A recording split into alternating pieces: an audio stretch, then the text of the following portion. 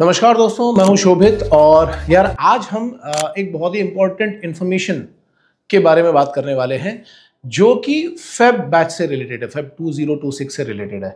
ठीक है, तो अभी वैसे लगभग सभी कंपनीज के इंटरव्यूज खत्म हो चुके हैं या कोई एक आध इंटरव्यू बचा होगा तो बचा होगा, बाकी लगभग सारे इंटरव्यू खत्म हो चुके हैं स्पॉन्सरशिप को लेकर के, डीएनएस स्पॉन्सरशिप को लेकर के। अगर आप लोगों को अभी भी नहीं पता कि स्पॉन्सरशिप क्या होती है यार, तो जो स्पॉन्सरशिप की हमने प्लेलिस्ट बना रखी है ना, काफ़ी सारी इन्फॉर्मेशन है, वहाँ पे जाकर के देखो कि वो क्या होती है और उस पूरी इन्फॉर्मेशन को गैदर करो। अगर तभी भी नहीं समझ में आता तो आप हमारे नंबर पे कांटेक्ट कर सकते हो और हमारे नंबर पे कॉल करके बात कर लो कि क्या होती है स्पॉन्सरशिप। ठीक है, फिलहाल हम बात करने वाले, अब जैसे स्पॉन्सरशिप के भी फॉर्म निकलेंगे तो उन फॉर्म का भी वीडियो मैं सेपरेटली बना दूंगा, लेकिन मेन बात ये आती है कि इसी सेम रैंक पे हमें फेब 2026 की स्पॉन्सरशिप भी मिल सकती है। उस स्पॉन्सरशिप के लिए कौन कौन सी कंपनीज आने वाली हैं जो फेब बैच में देंगी। तो फेब बैच जो स्टार्ट होता है वो हर जगह नहीं स्टार्ट होता है, कुछ ही कॉलेजेस में स्टार्ट होता है, कुछ स्पेसिफिक कंपनीज के लिए स्टार्ट होता है। तो हम थोड़ा सा डिस्कशन अब उसके बारे में करने वाले हैं कि फेब बैच में कौन कौन सी कंपनीज आती हैं, कितनी सीट्स होती हैं, ये सारी चीजें हम एक बार डिस्कस कर लेते हैं। तो देखो यार, कुछ कंपनीज जो ऐसी हैं जो बिल्कुल फिक्स है, जो आएंगी, जैसे एंग्लो ईस्टर्न बिल्कुल फिक्स है, आएगी। Great eastern, shipping corporation of India, समुद्रा, तो ये कंपनी, ये चार तो बिल्कुल फिक्स है कि ये आएंगी। फ्लीट मैनेजमेंट भी फिक्स हो गई है क्योंकि फ्लीट मैनेजमेंट दोनों बैचेस के लिए निकालती है। सेवन आइलैंड भी अपने दोनों बैचेस निकालती है। टोटल कितने हो गए? 6 कंपनीज ही हो गई हैं। ठीक है, इसके अलावा वॉलम भी पिछले 1-2 सालों से आ रही है, तो इस बार भी आने के अच्छे खासे चांसेस है कि वॉलम भी इस बार रहेगी। तो ये हो गई टोटल 7 कंपनीज। ठीक है, कुछ कंपनीज ऐसी होती हैं जो कभी आ जाती हैं, कभी नहीं भी आती हैं। जैसे पिछले साल क्या हुआ था कि जो अपना ये वाला बैच था, फेब वाला बैच था, इसमें गणपत यूनिवर्सिटी में स्कॉर्पियो ने भी 1-2 बच्चों को सिलेक्ट कर लिया था और एमओएल ने भी 1-2 बच्चों को सिलेक्ट कर लिया था। तो ये कंपनी अचानक से आ गई थी गणपत यूनिवर्सिटी में। इस बार आएंगी कि नहीं आएंगी ये तो केवल वही लोग बता सकते हैं। तो कई बार कॉलेज का भी अपना इंपॉर्टेंट रोल होता है, कॉलेज भी बताते हैं कि इस बार कोई नई कंपनी आने वाली है कि नहीं आने वाली है। तो ये इन्फॉर्मेशन थी इन कंपनीज के बारे में।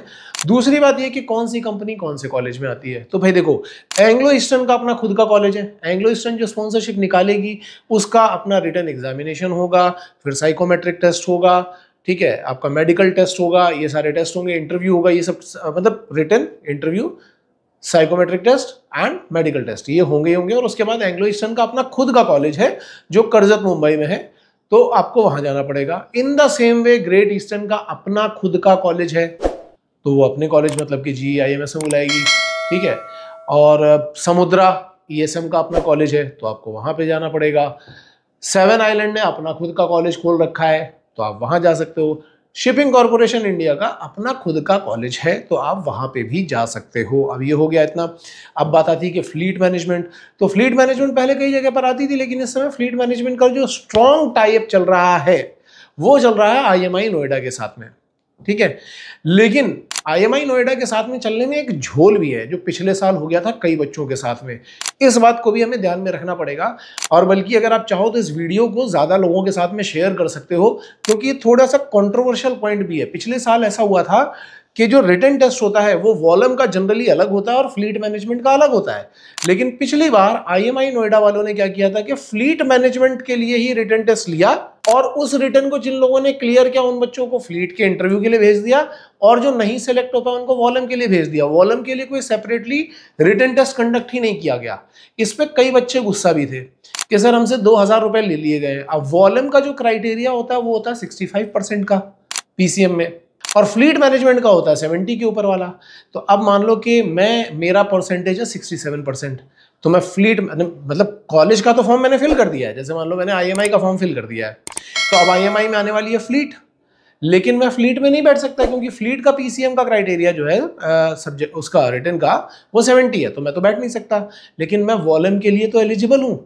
लेकिन उन्होंने क्या किया, फ्लीट के ही रिटन इंटरव्यू से ही वॉलम वालों को भेज दिया कि हाँ भाई ये वॉलम में देगा, ये फ्लीट में देगा, और जो मैंने पैसे जमा किए हैं और मेरा 67% है, मुझे वॉलम के लिए कुछ मिल ही नहीं पाया, कोई चांस नहीं मिल पाया। ये एक बहुत बड़ा झोल है। इसके ऊपर कॉलेज को और कॉलेज एडमिनिस्ट्रेशन को या कॉलेज में जो भी रिक्रूटमेंट कर रहा है उन लोगों को थोड़ा सा ध्यान देना चाहिए, क्योंकि जो बच्चा आपको पैसा दे रहा है वो उसकी हार्ड अर्न मनी है, उसके पेरेंट्स की और उसकी हार्ड अर्न मनी है। वो 6 महीने लगा रहा है, वो प्रिपरेशन कर रहा है, वो जान लगा रहा है, सब कुछ कर रहा है, कहीं ना कहीं कोचिंग भी पढ़ रहा होगा, कुछ ना कुछ तो कर ही रहा होगा भाई। और उसके बाद जब एंड मोमेंट पे उसके साथ में ये हो जाएगा तो उसके पूरे 6 महीने और सारी मेहनत बर्बाद हो जाती है। तो ये पिछले साल IMI नोएडा का एक बहुत बड़ा ड्रॉबैक था, एक बहुत बड़ा फ्लॉ था। अब कॉलेज के भी फॉर्म भरते हो, गणपति यूनिवर्सिटी का भर दिया, TS रहमान का भर दिया, हाँ IMI नोएडा का भर दिया। तो IMI नोएडा में तो हमें पता है कि हाँ भाई फ्लीट मैनेजमेंट जो है वो IMI नोएडा में आने वाली है। वॉलम भी IMI नोएडा में आई थी लास्ट ईयर, लेकिन वॉलम जो है वो TS रहमान में भी आ सकती है। लेकिन अभी इसके बारे में पता नहीं है हमें कि TS रहमान में और कौन सी कंपनी आने वाली है या नहीं आने वाली है। तो इसके ऊपर हम क्या करेंगे, हम कॉल करके सारे कंफर्मेशन लेंगे और इसके ऊपर एक सेपरेट वीडियो में आगे आने वाले 15-20 दिन के अंदर बनाऊंगा कि कौन से कॉलेज में कौन सी कंपनी आने वाली है। फिलहाल हमें ये पता है कि फ्लीट मैनेजमेंट जो है वो कहाँ पे आने वाली है, वो IMI नोएडा में आने वाली है। प्लस IMI नोएडा का अगर आप फॉर्म फिलअप करोगे तो उनको ये स्पेसिफिकली मेल पे मेंशन करना कि मुझे वॉलम का रिटर्न सेपरेटली देना है, क्योंकि वॉलम का क्राइटेरिया अलग है और इसका क्राइटेरिया, फ्लीट का क्राइटेरिया अलग है। जो पिछले साल नाटक हुआ था वो इस साल नहीं होना चाहिए, क्योंकि भाई देखो आप अपना 6 महीना लगाओगे, कहीं पढ़ोगे, कहीं कुछ और करोगे, ये सब चीजें लगाओगे ना, तो मतलब इसके लिए भी रेडी रहो। ये बर्बाद नहीं जाना चाहिए, समय टाइम बर्बाद नहीं जाना चाहिए, ठीक है। ऐसे ही गणपति यूनिवर्सिटी का फॉर्म अगर आप फिलअप करोगे तो उनसे पहले पूछो, हालांकि हम भी पूछेंगे अपने एंड से और एक वीडियो बनाएंगे, लेकिन आप भी पूछोगे कौन कौन सी कंपनी आने वाली है DNS के लिए, तो वो उसके लिए आपको रेडी रहना पड़ेगा। मेरे ख्याल से आपको एक आइडिया मिल गया होगा, जितनी कंपनीज अगस्त में आती हैं उतनी फेब में नहीं आती, कंपेरेटिवली कम आती हैं, सीट्स भी कंपेरेटिवली कम होती हैं, ठीक है। इसके अलावा एक मैं पूरा का पूरा एक पैटर्न बनाऊंगा कि किस कंपनी का क्या क्राइटेरिया है in terms of PCM, in terms of age क्या क्राइटेरिया है। हालांकि एक प्लेलिस्ट ऑलरेडी बनी हुई है, लेकिन मैं एक सेपरेट वीडियो के ऊपर और बनाऊंगा और ये प्लेलिस्ट बना दूंगा फैब बैच के लिए, ठीक है। तो पूरा क्राइटेरिया हम उसमें एक्सप्लेन कर देंगे, अलग अलग कंपनीज का क्या है क्या नहीं है, जो भी अभी रहेगी करंटली। इसके अलावा इंटरव्यू का भी पैटर्न सबका अलग अलग रहता है, तो वो इंटरव्यू भी हम वो भी बताएंगे कि इंटरव्यू का क्या पैटर्न रहता है, वो आगे आने वाले वीडियोस में आपको मिलता रहेगा। फिलहाल हम उन इंटरव्यूज के लिए आपको बता रहे हैं कि हमने ऑफलाइन 3 तरीके के इंटरव्यू स्टार्ट किए हैं। 3 तरीके के मतलब इंटरव्यू तो सेम ही है, अलग अलग कंपनीज में पैटर्न अलग अलग होता है, उसका डिफिकल्टी लेवल अलग अलग होता है, इसलिए हमने भी यहाँ पे लेवल 1, लेवल 2 और लेवल 3 करके इंटरव्यू स्टार्ट किए हैं।